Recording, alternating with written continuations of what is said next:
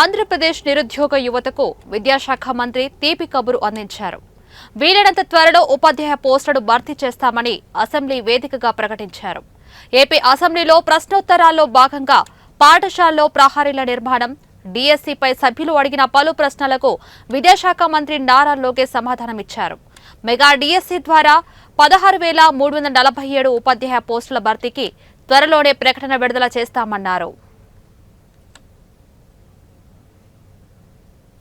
కార్యక్రమం కింద దశల వారీగా చేపడతామని గౌరవ సభ్యులకు నేను తెలియజేస్తున్నాను.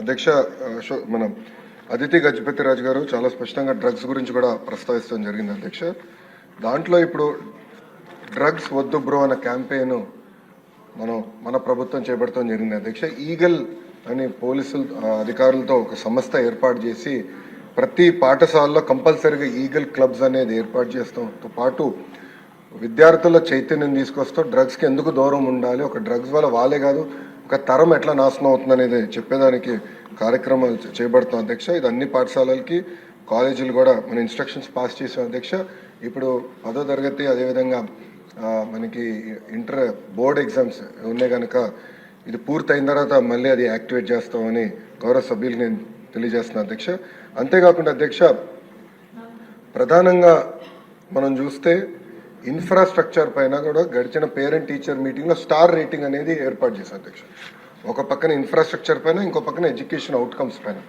రెండింటిపైన ఏర్పాటు చేసి ఈరోజు కూడా నేను రివ్యూ చేసినప్పుడు ఏ పాఠశాలలో అయితే 1 స్టార్ 2 స్టార్లోనే అంటే బేసిక్ ఇన్ఫ్రాస్ట్రక్చర్ ఎక్కడైతే లేదో ముందల అదంతా అప్గ్రేడ్ చేయాలనే లక్ష్యంతో మన ప్రభుత్వం పనిచేస్తుందని గౌరవ సభ్యులు నేను తెలియజేస్తున్నాను.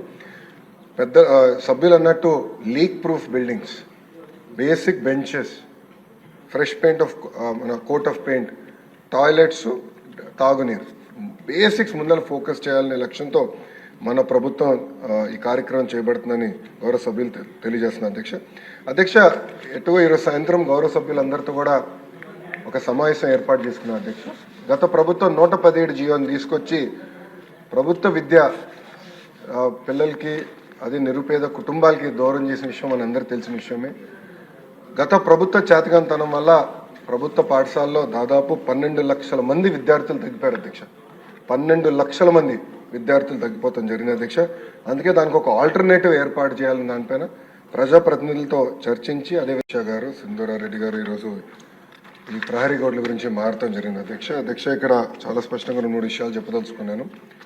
ఈ ప్రహరీ గోడలు మొత్తం పూర్తి చేయాలంటే దాదాపు 3,000 కోట్ల రూపాయలు రాష్ట్ర ఇప్పుడు అవసరం ఉంటుంది. అధ్యక్ష, ఇది కన్వర్జెన్స్ కింద అంటే ఒక పక్కన ఉపాధి హామీ కింద ఇంకో పక్కన మనబడి మన భవిష్యత్తు కింద కార్యక్రమం కింద దశల వారీగా చేపడతామని గౌరవ సభ్యులకు నేను తెలియజేస్తున్నాను.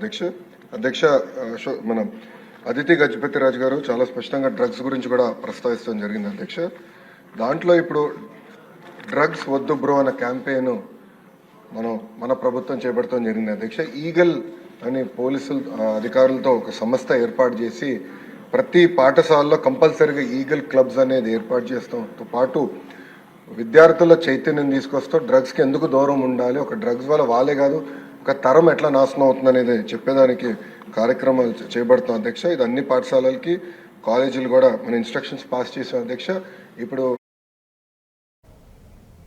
రాష్ట్ర వ్యాప్తంగా స్కూళ్ల ప్రహరీ గోడలను పూర్తి చేయాలంటే 3,000 కోట్ల రూపాయలు ఖర్చు అవుతుందన్నారు. మనబడి మన భవిష్యత్తు నినాదంతో ఉపాధి హామీ కింద దశల వారీగా వాటిని నిర్మించేందుకు చర్యలు తీసుకుంటామని తెలిపారు. డ్రగ్స్ వద్దు బ్రో అనే క్యాంపెయిన్ను కూటమి ప్రభుత్వం చేపట్టిందన్నారు.